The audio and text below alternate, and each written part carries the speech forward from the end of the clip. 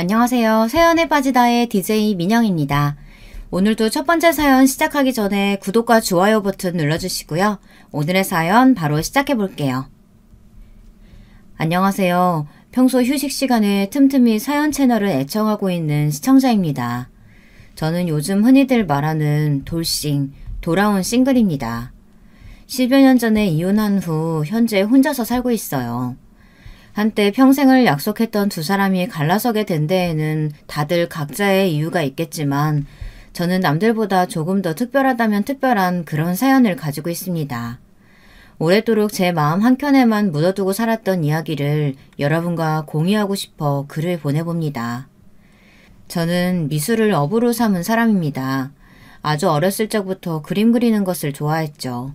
미술에 흥미를 보이는 저를 위해 저희 부모님께서는 제가 초등학교에 들어가기 전부터 집으로 미술 선생님을 모셔 수업을 받도록 해주셨어요.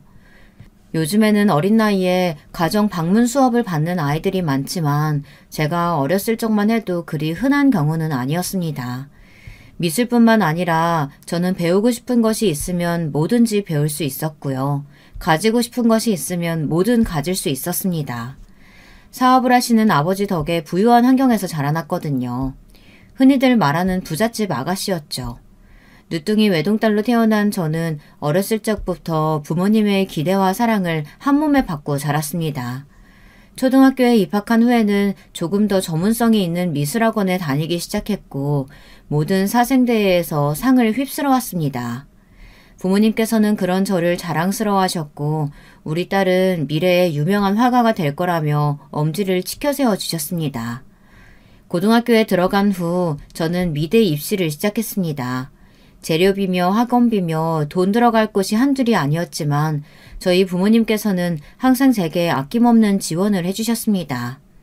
그렇게 저는 부모님의 뒷바라지 덕에 유명한 미술대학교에 입학하게 되었습니다.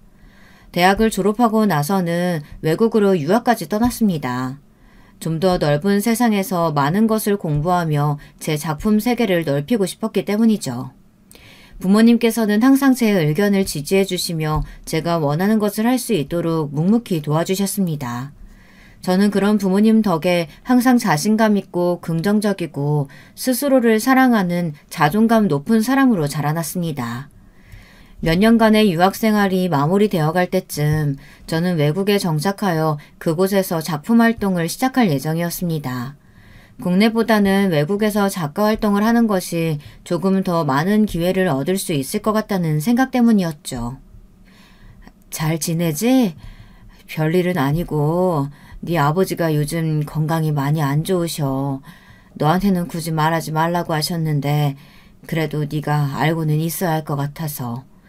요즘 딸 보고 싶다는 말씀도 자주 하시고 잠깐 한국 들어와서 재정비하는 시간도 좀 갖고 쉬다 가는 건 어떠니? 어느 날 걸려온 어머니의 전화에 저는 한국행 비행기에 몸을 실었습니다. 오랜만에 뵌 아버지의 얼굴은 제 기억 속 모습보다 많이 수척해 보였습니다. 전화기 너머로 들려오던 아버지의 목소리는 항상 건강하고 밝게 느껴졌었는데 멀리 나가 있는 자식이 혹시나 걱정할까봐 아픈 것도 말씀하시지 않으셨다니. 그동안 딸로서 너무 무신경했던 것 같아 마음이 좋지 않았습니다. 아버지께서는 평소 앓으시던 지병과 과로가 겹쳐 병원에 누워 계시던 상태였고 저는 그런 아버지를 돌보며 잠시 한국에 머물기로 했습니다. 아버지의 상태가 회복되실 동안 가족들과 시간을 보내고 재충전을 한 뒤 외국으로 돌아갈 생각이었죠. 그렇게 당초 예상했던 것보다 더 오랜 시간이 지났지만 아버지의 건강은 호전될 기미가 보이지 않았습니다. 오히려 전보다 눈에 띄게 기침도 늘어나고 식욕도 줄어들어 식사하기도 힘들어 하셨죠. 원래 계획대로라면 다시 외국에 돌아가고도 남을 시간이었지만 저는 결국 외국행을 포기했습니다. 이대로 외국에 나가서 작품 활동을 시작한다고 해봤자 아프신 아버지가 계속 마음에 걸릴 것이 뻔했고 꼭 외국이 아니어도 국내에서도 충분히 그림을 그릴 수 있었으니까요. 아버지께서 쾌차하실 때까지는 가까운 곳에서 지내며 자주 얼굴을 비칠 생각이었습니다. 제가 가족들 곁에 머물기로 했다는 소식에 아버지께서는 몹시 기뻐하시면서도 본인이 제 발목을 붙잡은 게 아닌가 싶은 생각에 미안한 기색을 보이셨습니다. 저는 그런 아버지의 손을 꼭 감싸드리고는 절대 그렇지 않다고 지금껏 부모님께서 저를 도와주셨던 것처럼 저도 아버지께서 힘드실 때 곁에 있고 싶은 것이라고 말씀드렸습니다. 그렇게 저는 가족들 곁에서 개인 작품들을 그려내며 시간을 보내고 있었습니다. 너 혹시 선볼 생각 없니? 너 한국에서 지내고 있다니까 주변에서 하도 선자리가 많이 들어와서. 네가 결혼 생각 없는 건 알고 있지만 아버지 건강이 요즘 들어 더 안 좋아지셨잖니.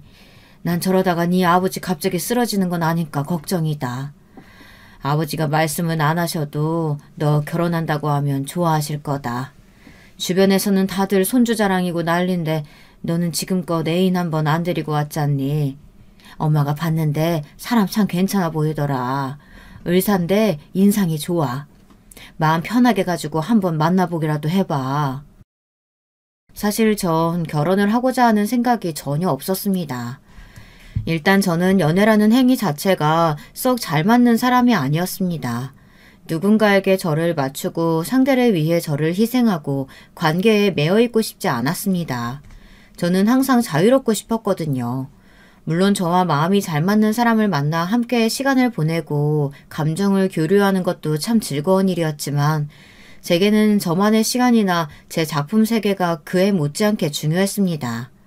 결혼 정년기는 조금 지난 나이였지만 전 전혀 마음이 조급하지 않았습니다. 쫓기듯 결혼하고 싶지도 않았고요. 그렇지만 어머니의 제안을 단칼에 거절하기도 쉽지 않았습니다. 어머니의 말씀대로 아버지의 건강이 날이 갈수록 좋지 않아지고 있었거든요. 아버지께서는 어렸을 적부터 자유분방했던 제 성격을 잘 알고 계셨기에 한 번도 제게 결혼에 관해 얘기를 꺼내지 않았지만 부모로서 당연히 하나뿐인 딸이 평생의 반려를 만나 안정적인 삶을 살길 원하실 터였습니다. 결국 저는 한참의 고민 끝에 선자리에 나가게 되었습니다. 당장 이 남자와 결혼을 해야겠다라는 생각보다는 어디 한번 만나나 보자 하는 생각이었죠. 안녕하세요. 오늘 나와주셔서 감사합니다. 사진보다 실물이 훨씬 아름다우시네요. 미술하시는 분이라고 들었어요.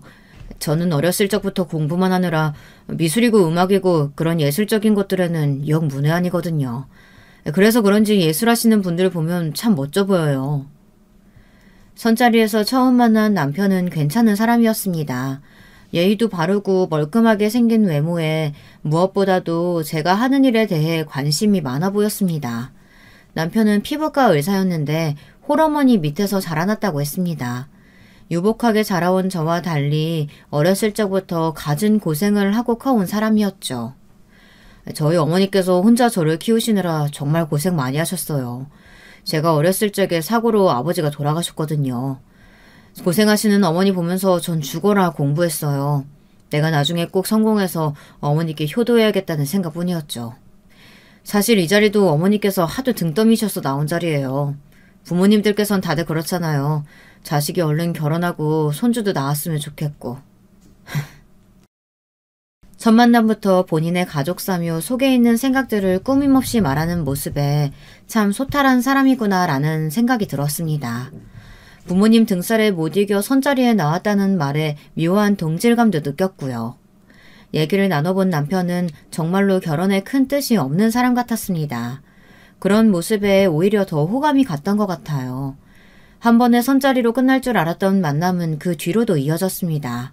저와 남편은 대화가 잘 통했고 결혼에 대한 가치관도 비슷했습니다. 결혼을 하더라도 각자의 시간과 의견을 존중해주고 집안일이나 육아도 한쪽에만 짐을 지우는 것이 아니라 서로 잘 분담하기를 원했습니다. 결국 그렇게 만남을 이어가던 저와 남편은 결혼을 약속하게 되었습니다. 부모님께서는 저의 결혼 소식에 몹시 기뻐하셨어요. 특히 아버지께서 눈에 띄게 건강이 좋아지셨습니다. 제 결혼식 전까지 회복해서 멋지게 신부 입장을 함께하고 싶어 하셨죠. 네? 강남에 병원을 내달라고요? 그래 새아가 내가 뭐 못할 말 했니? 왜 그렇게 놀라고 그래? 듣자니 집에서 그림이나 그리면서 지낸다며. 의사 남편 얻으려면 이 정도는 당연히 해와야 하는 거 아니겠어? 잘 사는 친정 냅두고 어디다 써먹게? 많은 거 안 바란다. 강남에 병원 하나, 그리고 내 아들 출퇴근하기 편하게 근처에 아파트 하나 해와라. 어머니 갑자기 이러시면 곤란해요. 강남에 병원이랑 아파트가 한두 푼도 아니고. 너 결혼하고 나서도 집안일이며 육아며 다 안 하겠다고 했다며? 집에서 내조 하나도 안 할 거면 결혼하면서 그 정도는 해와야 하는 거 아니야? 어머니, 제가 집안일이랑 육아를 안 하겠다는 게 아니고요. 서로 잘 분담해보자는 이야기였어요. 요즘은 시대가 바뀌어서 옛날이랑 달라요. 집에서 내조만 하면서 사는 여자들 별로 없어요. 시끄럽다. 듣기 싫으니까 내 아들이랑 결혼하려면 강남에 병원이랑 아파트 해와. 아니면 죽어도 결혼시킬 마음 없다. 시어머니께서 갑자기 고집을 부리시는 통에 머리가 아팠습니다. 강남의 병원에 아파트라니. 물론 아버지께 말씀드리면 준비하는데 큰 어려움은 없겠지만 제가 뭐가 부족하다고 이렇게까지 시어머니 비위를 맞춰가며 결혼을 해야 하는지 기분이 썩 좋지는 않았습니다. 남편은 그런 시어머니를 애써 변호하며 어머니께서 혼자 자신을 키우느라 성격이 많이 드세지셨다. 고집이 하도 세셔서 본인 말도 듣지 않는다. 당신이 이번 한 번만 눈 딱 감고 어머니 요구 들어주면 결혼하고 나서 평생 당신한테 다 바치고 감사하며 살겠다 애원을 했습니다. 처음에는 단호하게 거절하려던 저도 점점 마음이 흔들렸습니다. 제 결혼 소식에 기뻐 벌써부터 신부 입장 준비를 하시는 아버지도 그렇고 남편처럼 제 가치관을 존중해줄 만한 결혼 상대를 다시 만날 수 있을까 그런 불안감도 있었죠. 결국 저는 시어머니의 요구를 부모님에게 알렸고 제 예상대로 부모님께서는 흔쾌히 병원과 아파트를 준비해 주시겠다 하셨습니다. 평생 혼자 늙어 죽을 것 같던 딸이 결혼을 하겠다는데 뭔들 못 해주시겠어요. 부모님을 위한 결혼이었지만 결국에는 또 부모님께 도움을 받는구나 하는 생각에 마음이 무거웠습니다. 과정이 어찌되었든 그렇게 저는 남편과 결혼에 성공했고 부모님께서는 약속대로 강남의 피부과를 개원해 주셨습니다. 남편과 저는 병원과 가까운 곳에 위치한 신축 아파트에서 신혼생활을 시작했어요. 남편은 결혼 전 약속했던 대로 제게 간섭을 한다거나 집안일 등을 요구하지 않았습니다. 집에서 그림 작업을 하는 저는 생활 패턴이 평범한 직장인들과는 조금 달랐습니다. 어느 날은 새벽까지 깨어 그림을 그리기도 하고 어느 날은 오후 7시면 잠에 들기도 했죠. 당연히 아침에 출근해 저녁 시간에 퇴근하는 남편과는 생활 패턴이 다를 수밖에 없었습니다. 자연스레 저와 남편은 각자 식사를 따로 하게 되었고 집에 더 오래 머무는 제가 집안 청소나 빨래 등을 맡게 되었습니다. 남편과는 얼굴을 맞대는 시간이 짧으니 당연히 대화할 일도 적었고 덕분에 사이가 더 가까워지진 않았지만 그렇다고 특별히 싸울 일도 없었습니다. 결혼 후 매일같이 찾아오실 것 같던 시어머니께서도 연락 한 통 없으셨고요. 원하셨던 대로 병원과 아파트를 해왔으니 더 이상 간섭할 마음이 없으신가 보다 하고 편하게 생각하던 차였습니다. 얘, 넌 어떻게 된 애가 먼저 전화 한 통이 없니? 이러다 내가 갑자기 쓰러져 죽어도 모르겠다. 그깟 병원이랑 집 좀 해왔다고 만사가 해결되니? 그래도 며느리로서 기본적인 도리는 해야 될 거 아니야. 아유, 잘 사는 집안 딸이라고 아주 예의가 없어도 너무 없어. 죄송해요, 어머니. 안 그래도 전화 한번 드리려던 차였어요. 잘 지내세요? 잘 지내게는 퍽이나 잘 지내겠다. 너 때문에 우리 아들 걱정돼서 요새 잠도 통 못 잔다 내가. 하루 종일 집에 있는 네가 바깥 일하느라 바쁜 남편 위해서 밥 정도는 해줄 수 있는 거 아니니? 결혼한 지가 몇 달인데 마누라한테 따뜻한 밥 한 번 얻어먹어본 적이 없는 게 말이 돼? 어머니, 저도 집에서 쉬는 게 아니라 일하는 거예요.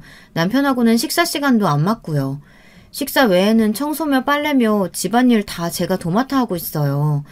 남편이 어머니한테 그래요? 제가 집에서 놀고 먹기만 하고 집안일은 하나도 안 한다고요? 얘가 어디 시어머니한테 말버릇이 그따위야? 그럼 의사가 바깥 일하느라 바쁘지 하루 종일 집에서 빈둥거리는 너 대신해서 집안일이나 하고 있을까? 잔말 말고 내일부터 당장 밥 차려줘라. 뚝 끊겨버린 전화에 어안이 벙벙했습니다. 다른 사람도 아니고 시어머니에게 2년 전년 소리를 들을 것이라고는 생각하지도 못했었기에 몹시 기분이 상하기도 했고요. 그날 밤 병원에서 돌아온 남편에게 낮에 있었던 통화 내용을 말해주니 남편도 당황한 기색이었습니다. 어머니께서 전화로 그런 말을 하셨어? 오늘 오랜만에 연락 와서 어떻게 지내는지 말씀드렸더니 속이 좀 상하셨나 보네. 당신이 너그럽게 넘어가줘. 오늘은 그냥 넘어간다 쳐도 앞으로도 이렇게 계속 간섭하시면? 우리 애초에 결혼할 때부터 서로 생활 존중해주고 집안일도 분담해서 하기로 했잖아. 어머니께서는 꼭 내가 집에서 놀고 먹기만 하는 것처럼 말씀하시던데 나도 집에서 일하는 거야. 당신 병원일 때문에 바쁘기도 하고 내가 집에서 보내는 시간이 더 기니까 빨래며 청소며 별말 없이 도맡아 하는 거고. 나도 일하느라 밥 제대로 못 챙겨 먹을 때 많아. 그러니까 당신이 어머니한테 주의 좀 드려. 듣다 보니까 기분이 좀 그러네. 우리 어머니는 하나뿐인 아들 걱정해서 그렇게 말씀하신 건데 좋게 좋게 좀 넘어가주면 안 돼? 솔직히 엄청 틀린 말도 아니잖아. 당신이 집에서 일하는 건 알겠는데 밥 정도는 차려줄 수 있는 거 아닌가? 내가 뭐 팔첩반상을 바라는 것도 아니고. 뭐? 당신 지금 뭐라 그랬어? 아니, 당신이 결혼할 때 이 집이랑 병원 해준 거 고맙게 생각하긴 한데 언제까지 그걸로 유세 떨 거야? 평생 이것 때문에 내가 당신한테 머리 조아리면서 살아야 돼? 솔직히 숨 막혀서 집에 들어오기도 싫어. 싸우기 싫어서 먼저 말 안 꺼냈는데 진짜 이 정도일 줄은 몰랐어. 이렇게 기본적인 것도 안 하는 여자일 줄은 상상도 못했다고. 이제 와서 그게 무슨 소리야? 우리 결혼할 때부터 다 약속했던 거잖아. 나 미수라는 사람이라 멋지고 좋다며. 평범한 사람들이랑 생활 패턴 다른 것도 다 이해한다. 내조 같은 거 필요 없다. 알아서 하겠다. 그렇게 말했던 게 누군데? 강남의 병원이랑 집 해오면서 평생 나한테 맞춰주며 살겠다더니. 그리고 뭐? 기본적인 것도 안 하는 여자? 누가 들으면 내가 살림 하나도 안 하고 방치하는 사람인 줄 알겠다. 당신 지금 입고 있는 와이셔츠 누가 빨고 누가 다려놓은 건데. 당신 퇴근하면 손 하나 까딱 안 하고 배달 음식이나 시켜먹고 치우지도 않고 들어가잖아. 그럼 내가 새벽에 작업 마치고 나서 치우고 설거지하고 청소며 걸레질이며. 당신 결혼하고 나서 한 번이라도 해본 적 있어? 그런 건 당연히 집에 오래 있는 당신이 해야 되는 일 아니야? 하루 종일 집에 있는 아내가 남편 밥 하나 안 차려줘서 배달 음식 시켜먹게 하는 게 무슨 자랑이라고 큰 소리를 쳐. 그리고 이깟 와이셔츠 하나 다려놓은 게 그렇게 힘든 일이냐? 당신 부잣집 아가씨라 귀하게 큰 건 알겠는데 이 정도는 다른 집 여자들도 다 하고 사는 일이야. 돈도 안 되는 그림 조각이나 하루 종일 끄적게 대면서 뭘 그렇게 유세야? 남편 입에서 쏟아져 나온 말들은 정말 충격 그 자체였습니다. 제가 알던 사람이 맞나 싶었어요. 지금껏 저와 결혼하기 위해서 거짓말로 인격을 꾸며냈나 싶을 정도였죠. 내가 이런 사람한테 속아서 강남의 병원이랑 집까지 마련해오며 결혼을 했구나. 이런 후회가 밀려왔고 참을 수 없는 분노에 눈물만 흘렀습니다. 남편은 우는 저를 내버려두곤 방으로 들어가 버렸고 저는 그렇게 밤새 거실에서 홀로 울었습니다. 결혼식장에서 누구보다도 행복한 얼굴로 제 손을 잡고 걸어가시던 아버지, 저를 꼭 껴안아 주시며 눈물을 터뜨리시던 어머니가 생각나 더욱더 괴로웠습니다. 스스로 선택한 반려였으니 원망할 사람도 책임을 미룰 곳도 없었습니다. 그렇게 다음날 아침이 되었고 저는 그날부터 완전히 남편과 남남처럼 지내게 되었습니다. 애초에 사랑 없이 서로의 조건만 보고 시작된 관계였으니 남남처럼 지내는 것이 그리 어렵지는 않았습니다. 어쩌다 출퇴근하는 남편과 마주쳐도 서로 인사는커녕 눈길조차 주지 않고 쌩 나가버리고는 했죠. 남편은 점점 집에 들어오는 시간이 늦어졌습니다. 아마도 술을 마시고 다니는 것 같았어요. 요즘 많이 바쁘니? 전화도 자주 하던 애가 통 연락이 없어서. 남편하고는 잘 지내고? 요즘 아버지가 많이 안 좋으시다. 회사 일도 잘 못 보시고 아예 병원에 누워 계셔. 식사도 자주 거르시고 얼굴이 아주 반쪽이 됐다니까. 사위랑 같이 한번 와. 너 얼굴 보면 기운 좀 차리실 것 같아. 남편과의 결혼 생활이 엉망이 된 후 한동안 저 스스로를 돌볼 정신도 없어 부모님께 연락을 드리지 못했습니다. 어머니의 정성스런 간호에도 불구하고 아버지의 건강은 날이 갈수록 악화되었고 결국 회사 일도 제대로 보시지 못할 정도로 쇠약해지셨다는 어머니의 연락에 급하게 병원으로 찾아갔습니다. 어머니의 말씀대로 아버지는 살이 많이 빠지셔서 몹시 수척해 보이셨습니다. 이런 아버지께 마음의 짐을 더 얹어드릴 수 없어 차마 남편과의 일은 말할 수가 없었습니다. 그저 남편이 병원 일 때문에 바빠서 함께 오지 못했다. 문제없이 잘 지내고 있다고만 이야기했죠. 그래, 잘 지내고 있다니 다행이다. 그러고 보니 너희도 결혼한 지 벌써 1년이나 다 돼가는구나. 슬슬 좋은 소식 들려줬으면 좋겠는데. 아버지의 말씀에 굳어지는 표정을 숨기기 어려웠습니다. 결혼을 했으니 당연히 다음으로는 손주를 기대하실 차례였죠. 아버지 입장에서는 당연한 바람이었지만 그 말씀에 저는 마음이 너무나 무거웠습니다. 대화조차 하지 않는 남편과의 사이에서 어떻게 이세가 생길 수가 있겠어요. 그저 어색하게 웃으며 노력해보겠다며 말끝을 흐릴 뿐이었습니다. 그렇게 짧은 만남을 뒤로하고 집에 돌아오자 정적이 저를 반겨주었습니다. 분명 부부가 함께 살고 있는 집이었지만 아무런 온기가 느껴지지 않았어요. 남편은 저에게 시위라도 하듯 거실에 아무렇게나 옷을 벗어놓거나 배달 음식을 먹고 며칠 동안이나 치우지 않은 채로 방치하고는 했습니다. 결국 보다 못한 제가 몇 번 음식을 치우기도 했지만 이러다가는 끝이 없을 것 같아 신경을 끄기로 했죠. 제가 사용하는 작업실이나 주방, 화장실 같은 공간은 깨끗하게 관리했지만 남편이 쓰는 방이나 서재는 일절 들어가 보지도 않았습니다. 보나마나 더러운 꼴일 것이 뻔했죠. 평생 공부만 하며 자라왔다는 남편의 말대로 남편은 기본적인 집안일조차 할 줄 몰랐거든요. 아마 사소한 것까지 모두 시어머니의 손을 타며 자라온 것 같았습니다. 점점 귀가 시간이 늦어지던 남편은 외박하는 일도 잦아졌습니다. 병원에서 먹고 지내는지 아니면 시댁에 가서 자고 오는 건지 알 수가 없었어요. 여보, 내가 그동안 잘못했어. 당신 친정에서 해준 병원, 집, 이렇게 커다란 은혜를 받고도 내가 잠시 미쳤었나 봐. 한동안 당신하고 냉랭하게 지내보니 이제야 알겠어. 나 당신 사랑해. 이제 다시는 당신한테 집안일이다 뭐다 그런 소리 안 할게. 당신 밥까지 내가 차릴게. 그러니까 우리 다시 예전처럼 돌아가자. 이혼할 거 아니잖아. 부부처럼은 살아야지. 장인어른 몸도 편찮으신데 잘 사는 모습 보여드리자. 어? 무슨 바람이 분 건지 그렇게 밖으로 나돌던 남편이 갑자기 제게 용서를 구하더라고요. 저도 의미 없는 결혼 생활에 슬슬 지쳐가던 차였습니다. 매일같이 어질러져 있던 집과 술에 취해 들어오는 남편, 서로 없는 사람 취급하며 살던 나날들. 제 눈앞에서 싹싹 빌고 있는 남편의 얼굴이 솔직히 가증스럽게 느껴지긴 했지만 저는 남편의 화해 요청을 받아들였습니다. 저도 더 이상 이런 결혼 생활을 지속하고 싶지는 않았거든요. 남편은 그날 이후로 정말 다른 사람처럼 변했습니다. 출근하면서 제 아침밥을 차려놓고 가질 않나 퇴근 후에는 청소기며 걸레질이며 집안 청소를 나서서 하고 생전 하지도 않던 빨래를 돌려 다림질까지 해놓더라고요. 물론 집안일에 전혀 능숙하지 않은 사람이라 결과물은 영 시원찮았지만 그래도 성의를 보인다는 것이 중요했습니다. 연애 시절처럼 옆에 앉아 도란도란 이야기를 나누는 일이 늘어났고 틀어졌던 남편과의 저의 사이는 점점 회복되었죠. 아주 다정한 인꼬 부부까지는 아니어도 서로 없는 사람 취급하던 지난 날들과는 비교도 되지 않을 정도였죠. 그러던 어느 날 남편이 제게 조심스럽게 물어왔습니다. 이제 슬슬 아이를 가질 때도 되지 않았냐면서요. 물론 저는 딱히 이세를 가지고 싶은 생각은 없었습니다. 애초에 결혼해도 뜻이 없었는데 자식은 더욱더 계획에 없었던 일이었죠. 그치만 병상에 누워 계시는 아버지의 얼굴을 떠올리면 마음 한켠이 불편해지기는 했습니다. 우리 나이도 있고 양가 어른들께서도 손주 기다리시는 것 같고 내가 앞으로 정말 잘할게. 아이 가지면 분명 우리 사이도 끈끈해질 거야. 당신 닮은 예쁜 아기 낳고 싶어.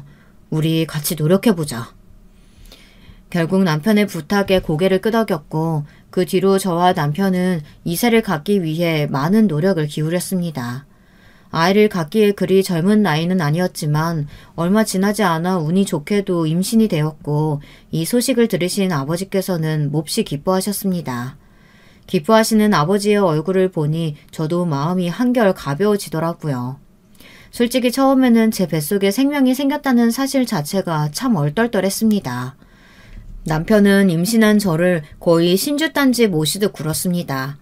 조금이라도 무거운 물건을 들려고 하면 후다닥 달려와 대신했고 임산부에게 좋다는 각종 음식을 사다 날랐으며 제가 새벽까지 작업을 하고 있으면 몸에 좋지 않다며 잔소리를 하기도 했죠. 그런 모습이 조금 어색하지만 마냥 싫지만은 않았습니다. 항상 타박만 하시던 시어머니께서도 언제 그랬냐는 듯이 친절한 목소리로 제 안부를 물어오시곤 하셨습니다. 아이가 생기니 이제야 제대로 된 부부 사이가 된 것 같다는 생각이 들었죠.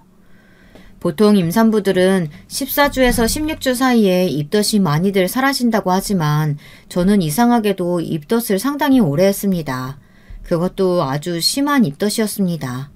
음식을 입에 넣기는커녕 냄새만 맡아도 구역질을 할 정도였으니까요. 임신 초기에는 과하게 호들갑을 떨며 걱정하던 남편도 나중에는 조금씩 짜증을 내기 시작했습니다. 다들 시간이 지나면 괜찮아진다고들 하는데 당신은 왜 이렇게 유난이냐면서요. 음식 냄새만 맡아도 헛구역질을 하는 저 때문에 남편은 집에서 제대로 된 식사를 하지 못했으니 미안한 마음이 들기는 했죠. 그렇지만 한번 시작된 남편의 투정은 날이 갈수록 심해졌습니다. 원래도 마른 체구에 그리 건강한 체질이 아니었던 저는 입덧으로 살이 5kg 가까이 빠졌고 입덧뿐만 아니라 각종 임신성 질병과 컨디션 저하로 몹시 예민한 상태였습니다. 당연히 같이 살고 있는 남편에게 그 짜증이 자주 돌아가게 되었고 처음에는 어느 정도 받아주던 남편도 갈수록 태도가 눈에 띄게 까칠해졌습니다. 도대체 언제까지 그렇게 짜증만 낼 건데 남들 다 아는 임신인데 당신은 왜 그렇게 유세야? 뭐든 어떻게 그냥 넘어가는 법이 없어. 짜증 받아주는 것도 이제 지친다. 뭐 애를 나 하나 좋자고 가졌어? 내가 무슨 죄인도 아니고 언제까지 당신 수발 들면서 지내야 되는 건데. 나도 숨 좀 쉬고 살자. 그렇게 남편은 점점 결혼 초의 모습으로 돌아가기 시작했습니다. 입덧 때문에 고생하는 저를 무시한 채 본인이 먹고 싶은 배달 음식을 시켜 먹거나 배가 불러오는 저를 두고 밤늦게까지 술을 마시고 돌아오고는 했어요. 어떤 날은 아예 연락도 없이 외박을 하기도 했습니다. 그런 남편의 모습을 보며 잠시나마 저런 인간과 행복한 미래를 꿈꿨던 제가 참 바보같이 느껴졌습니다. 사람은 고쳐 쓰는 게 아니라는 말이 괜히 있는 게 아니더라고요. 결국 저는 부른 배를 붙잡고 혼자서 집안일이며 식사를 챙기게 되었습니다. 아픈 곳은 많은데 가만히 누워서 쉬질 못하니 하루가 다르게 몸 상태가 나빠졌어요. 이유 모를 복통도 자주 찾아왔습니다. 그날도 아침부터 복통이 몹시 심했던 걸로 기억합니다. 눈을 뜨자마자 찾아온 복통에 간신히 화장실로 기어가 숨을 헐떡이고 있는데 출근 준비를 하던 남편은 그런 저를 힐끗 보고는 아무렇지 않다는 표정으로 집을 나섰습니다. 닫힌 문 뒤로 몰려오는 서러움에 화장실 앞에 주저앉아 한참을 울었던 것 같습니다. 한참을 울고 나니 울렁거리는 속에 뭐라도 집어넣어야겠다 싶어 자리에서 일어나는데 순간 아랫배에 지금까지 느껴보지 못한 통증이 찾아왔습니다. 배가 찢어지는 듯한 아픔에 그대로 자리에 꼬꾸라졌고 그렇게 의식을 잃었습니다. 눈을 뜨니 병원이었고 어머니께서 엉망이 된 얼굴로 침대 앞에 앉아 계셨습니다. 유산이라고 했습니다. 쓰러졌던 제가 발견된 건 늦은 새벽이었습니다. 저는 꼬박 하루 동안 바닥에 엎어져 있었던 것입니다. 남편은 그날도 어김없이 늦게 집에 돌아왔고 바닥에 쓰러져 있던 저를 보고 급하게 구급차를 불렀습니다. 발견될 당시 제 주변은 온통 하열한 피로 가득했다고 합니다. 조금이라도 일찍 병원을 찾았으면 아이를 살릴 가능성이 있었을 텐데 너무나 늦게 병원을 찾아왔고 평소에 산모 건강도 좋지 않아 아이가 오래 버티지를 못했다고 했습니다. 소식을 전해 들으신 아버지께서는 충격의 의식을 잃고 중환자실로 옮겨지셨습니다. 너무나 갑작스럽게 찾아온 슬픔에 실감이 잘 나지 않았습니다. 밤마다 아픈 배와 울렁거리는 속을 붙잡고 잠들 때면 왜 이렇게까지 나를 고산스럽게 만드나 아이가 원망스러울 때도 있었지만 막상 뱃속에서 자라나던 생명을 잃고 나니 엄청난 슬픔이 저를 찾아왔어요. 슬픔이라는 짧은 단어로는 전부 설명할 수 없는 감정이었습니다. 그러게 임신한 몸으로 뭐하러 그렇게 무리를 하니? 아휴 미련하기는. 아휴 나도 드디어 손주 한번 안아보나 했더니 결국 이렇게 되는구나. 병실에 찾아와 위로는커녕 악담을 늘어놓는 시어머니를 보고서는 아무 감정도 들지 않았습니다. 그저 텅 빈 눈동자로 시어머니를 바라볼 뿐이었죠. 그건 남편에게도 마찬가지였습니다. 더 이상 남편이 원망스럽거나 섭섭하게 느껴지지 않았어요. 당시 저에게는 세상 그 어느 것도 의미 있게 느껴지질 않았습니다. 그렇게 좋아하던 그림도 손에 잡히질 않았고 하루 종일 멍하니 앉아서 아무것도 하지 않고 하루를 보낼 때가 많았습니다. 예, 어쩜 좋으니 아버지 회사가 부도가 났단다. 불행은 불행을 찾아온다고 했던가요. 엎친 데 덮친 격으로 얼마 지나지 않아 아버지께서 운영하시던 회사가 부도가 났습니다. 아버지께서 병상에 누워 계시는 틈을 타 부장 한 명이 운영자금을 빼돌려 달아났다고 했습니다. 수장이 없는 회사는 급격하게 흔들렸고 결국 그대로 파산을 맞고 말았죠. 어머니께서는 충격에 쓰러지셨고 유산 이후 남보다 못한 사이가 된 남편은 부도 소식을 알게 된 후 전보다 더 냉랭해졌습니다. 남편은 점점 집을 비우는 날이 잦아졌고 시어머니께서는 부도 소식에 안부를 묻기는커녕 집이랑 병원 팔아서 친정에 보태줄 생각은 추워도 말라며 으름장을 놓으셨습니다. 몸과 마음이 모두 지쳐가던 저는 결국 자리에 눕게 되었고 제가 손을 놓자 점점 쌓여가는 집안일에 남편이 연락을 드렸는지 얼마 지나지 않아 시어머니께서 저희 집을 방문하셨습니다. 시어머니께서는 집에 들어서자마자 숟가락 하나 들 힘조차 없던 제게 남편 밥은 어떻게 하고 있냐, 집안 꼴이 이게 뭐냐 잔소리를 쏟아내셨습니다. 그런 시어머니를 상대하기에 너무 지쳐있던 저는 그저 죄송하다며 고개를 숙이고는 방에 들어가 죽은 듯이 누워있었죠. 언제까지 저런 애랑 같이 살래? 집이며 병원이며 뽑아먹을 것도 다 뽑아먹었잖아. 더 이상 나을 것도 없는 집구석에 애 하나 제대로 낳기를 해, 내조를 잘하기를 해. 네가 저번에 보여줬던 걔보다 나을 게 하나도 없다. 번듯한 병원도 있고 집도 있겠다. 빨리 이혼하고 걔랑 재혼해서 떡두꺼비 같은 아들 하나 딱 낳으면 좋겠구만. 걔는 뭐하는 집안 딸이라니? 어머니 목소리 좀 낮추세요. 그래도 아직 이혼도 안 했는데 간통죄로 집어넣겠다고 난리라도 치면 어떡해요. 제가 알아서 잘 정떨어지게 굴어볼 테니까 걱정하지 마세요. 저 사람 입에서 먼저 이혼 소리 나오게 할게요. 열린 문틈 사이로 들려오는 두 사람의 대화 소리에 눈물이 볼을 타고 흘러내렸습니다.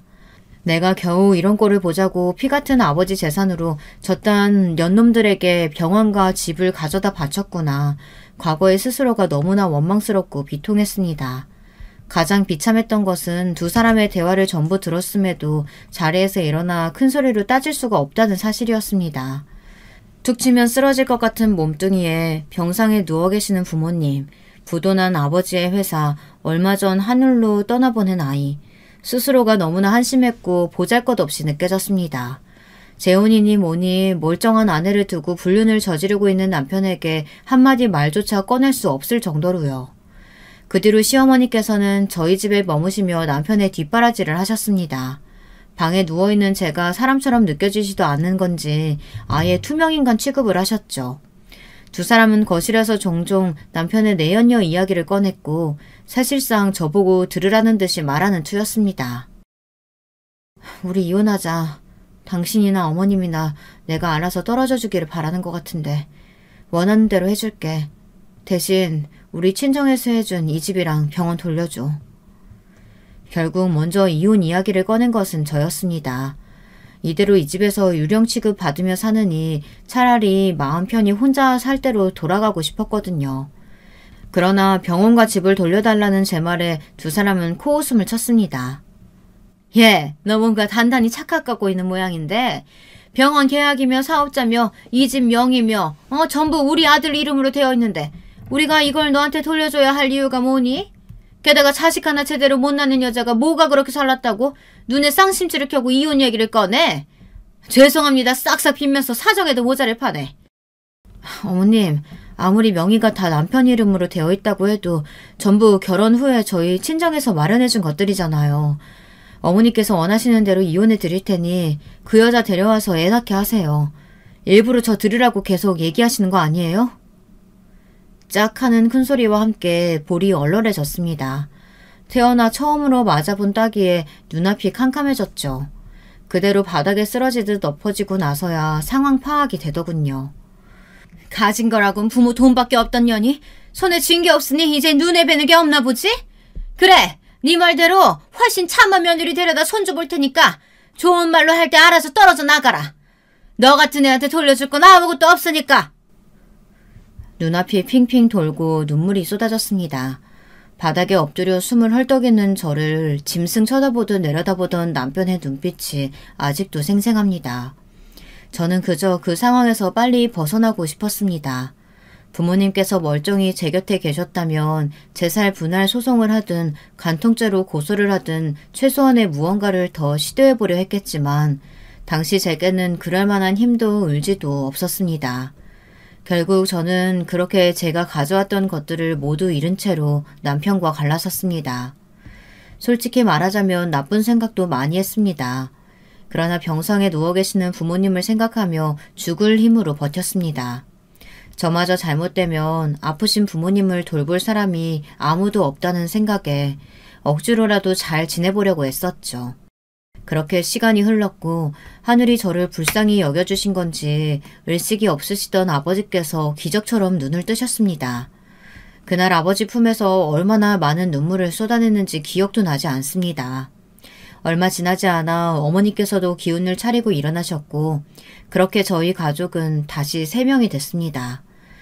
제가 빈손으로 쫓겨나듯 이혼당했다는 사실을 전해 들으신 아버지께서는 몹시 분노하셨습니다. 당장 병원으로 찾아가겠다며 일을 가시는 아버지께 저는 아버지께서 눈을 뜨신 것만으로 충분하니 한동안 몸 관리에만 신경 쓰시라 간곡히 부탁을 드렸습니다. 길길이 날뛰시던 아버지께서는 제 간절한 부탁에 결국 고집을 꺾으셨고 퇴원하시자마자 다시 사업일에 뛰어드셨습니다. 아버지께서는 워낙 사업 수완이 좋으신 분이었고 회사 일을 오래 하시며 다양한 인맥을 쌓으셨기에 다시 사업 기반을 다지는 것은 크게 어려운 일이 아니었습니다. 물론 규모는 예전에 운영하던 회사와 비할 바가 못됐지만 휘청이던 저희 집안은 어느 정도 안정감을 찾게 되었죠. 그 과정에서 부모님께서는 몇 번이고 제게 남편과 시어머니 얘기를 꺼내셨지만 저는 그럴 때마다 이미 다 지난 일이라 생각한다. 그 사람들과는 이제 엮이고 싶지 않다며 딱 잘라 말했습니다.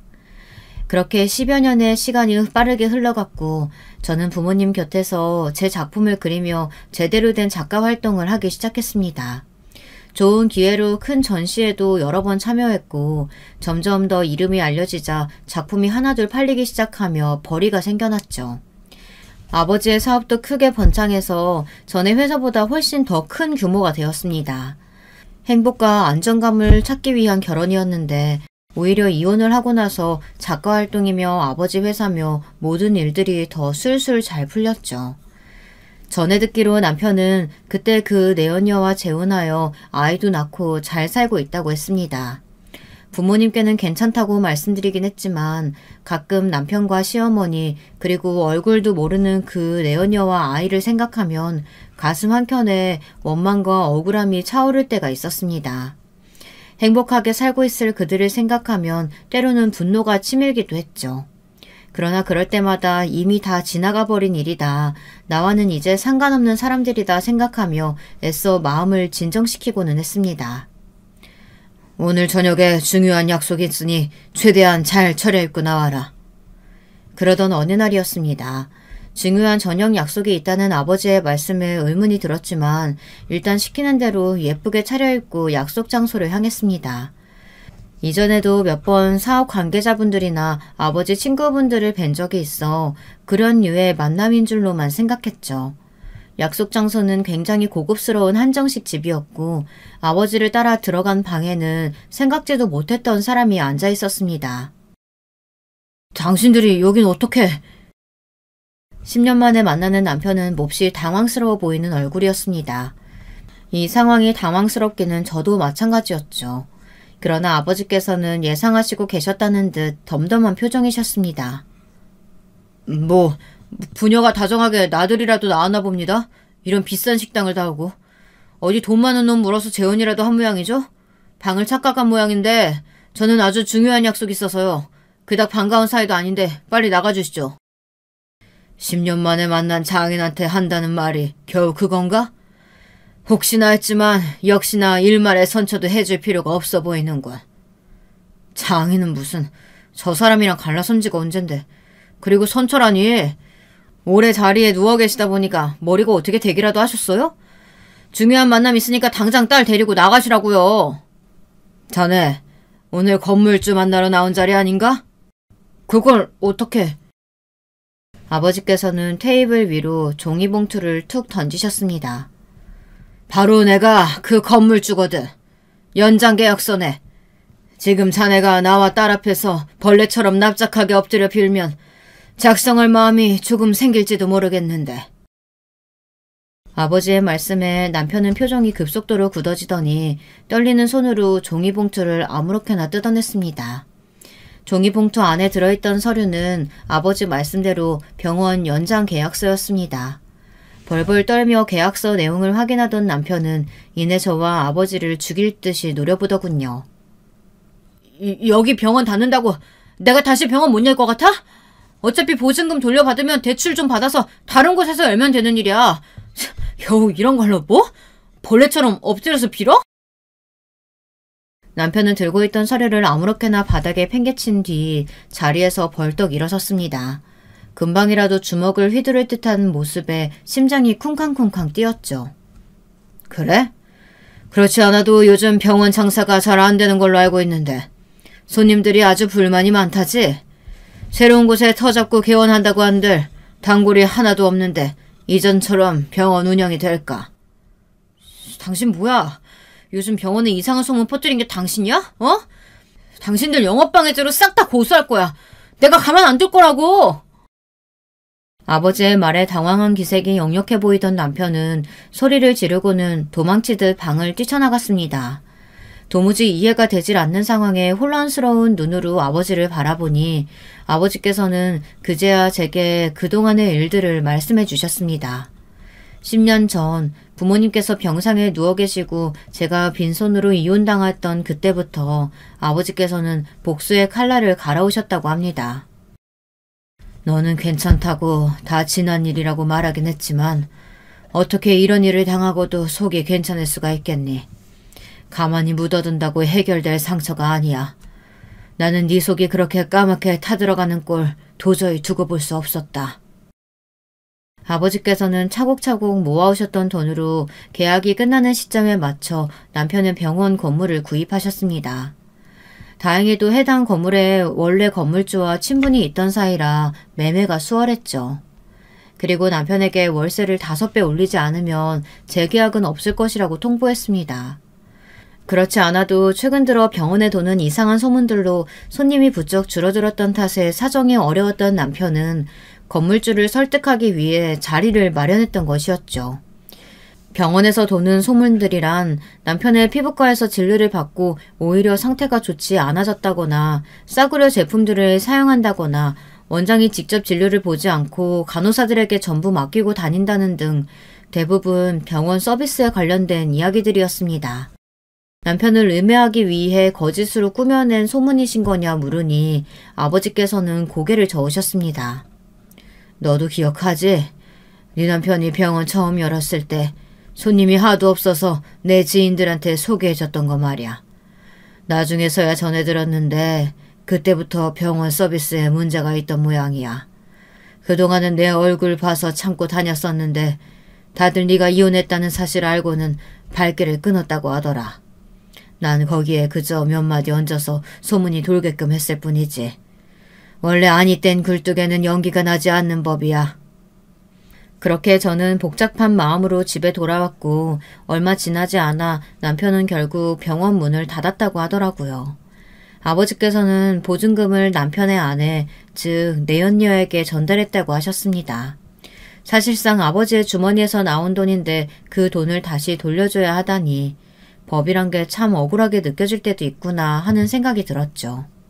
그러나 아버지께서는 그 돈은 남편의 손이 아닌 사회로 돌아갔다고 말씀하셨습니다. 무슨 말인지 이해가 잘 되지 않아 다시 여쭤보니 보증금을 받은 내연녀는 그 돈을 한 푼도 남기지 않고 전부 익명으로 기부했다고 했습니다. 그 여자랑 그놈 사이에 있던 자식 있지? 그 애가 알고 보니 그놈 친자식이 아니더라. 부인이라는 여자가 아이를 데리고 친애비를 만나러 다니더라고. 그놈 뒷좌설을 하다가 우연히 알게 됐지 뭐냐. 입 다물어 줄 테니 보증금 받은 걸 그대로 기부하라고 했다. 처음엔 못하겠다고 버티더니 남편이 술집에서 다른 여자들하고 놀아나는 사진 보여주니 알겠다고 하더라. 끼리끼리 만난 거지. 개벌은 난 못 준다고.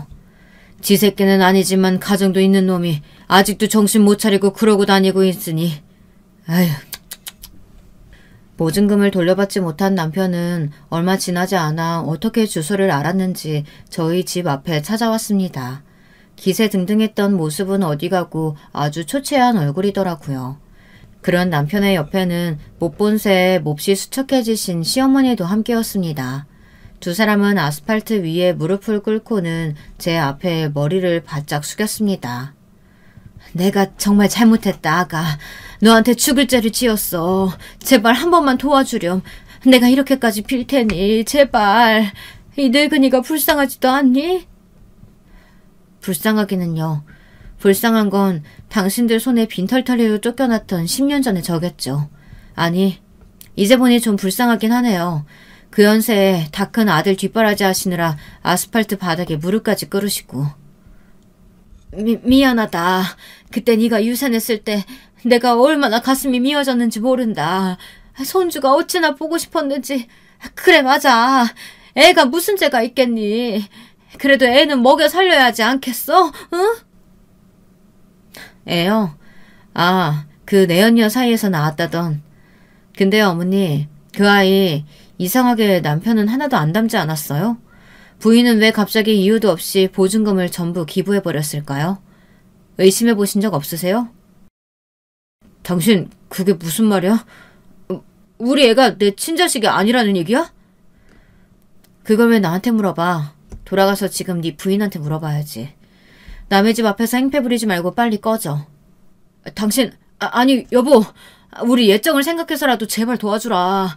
나 이대로면 진짜 죽어. 내가 당신 신발이라도 할 테까? 어?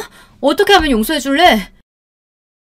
바닥에 납작 엎드려서 신발이라도 핥을 기세로 구차하게 비는 남편의 모습을 보니 너무나도 한심하더라고요. 원래도 한평생 공부만 해왔던 사람이라 병원 일 외에 다른 분야에는 문외한인 인간이었지만 그렇게 긴 세월 동안 병원을 운영해오며 일말의 저축이나 위험에 대한 대비조차 해놓지 않았던 건지 스스로 해결하려는 의지도 없이 이런 아스팔트 바닥에 노쇠하신 어머니를 무릎 꿇리는 모습을 보니 혐오감이 차올랐습니다. 내가 왜 당신 같은 인간을 용서해줘야 되는데? 난 평생 당신 용서 안 해. 지옥 같은 삶 속에서 평생을 후회하면서 살아봐. 그리고 난 빚지고는 못 사는 성격이거든. 오랜만에 만난 김에 이건 돌려줘야겠네. 짝 하는 소리와 함께 아스팔트 바닥 위로 남편이 나동그라졌습니다. 시어머니께서는 뺨을 맞고 엎어진 남편 위로 아이고 곡소리를 내며 달려드셨죠. 제가 차마 노쇠한 할머니는 못 때리겠어서 아들한테 갚아드렸습니다. 기억하시죠? 저는 이제 볼 일 없으니 돌아가세요. 다시 찾아오면 경찰 부릅니다. 그렇게 저는 집 안으로 들어가 버렸고 두 사람은 그 뒤로도 한참을 대문 앞에 앉아있다가 결국 아버지께서 부르신 경찰에게 끌려나갔습니다.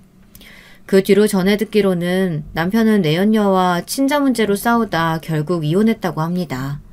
본인도 여러 여자들과 어울려 다녔던 전적이 있어 소송이니 위자료니 말만 하다가 결국 합의 이혼으로 마무리했다고 하더라고요. 어찌됐든 의사 면허는 멀쩡하니 평범하게 작은 병원이라도 들어가 페이닥터로 살았으면 될 것을. 한때 원장이었던 자존심이 있는지 강남의 아파트를 담보로 대출을 크게 받아 병원을 새로 열었다고 했습니다. 물론 저는 일말에 관심도 없었기에 병원을 찾아가 보기는커녕 소식을 궁금해하지도 않았지만 가만히 있어도 얼마 지나지 않아 병원이 망했다는 이야기가 들려오더라고요. 저번 병원은 아버지 덕에 초반에 자리를 잡기 수월했지만 이미 손님들 사이에 안 좋은 이야기도 파다한 데다 불륜으로 2번이나 이혼당한 의사라고 강남 일대에 소문이 쫙 퍼졌다고 합니다. 당연히 병원은 파리만 날리다가 결국 폐업했고 그렇게 마지막까지 남아있던 집마저 남편의 손을 떠났습니다. 그 뒤로 한동안 소식이 없다가 얼마 전에 모르는 번호로 전화가 왔습니다. 혹시 하고 받아보니 익숙한 목소리더라고요. 요새 정말 너무 힘들다고 시어머니께서 쓰러지셨는데 병원비 낼 돈도 없다며 제발 도와달라고 비는데 어찌나 구차하던지요. 바로 끊어버리고는 번호 차단까지 했습니다.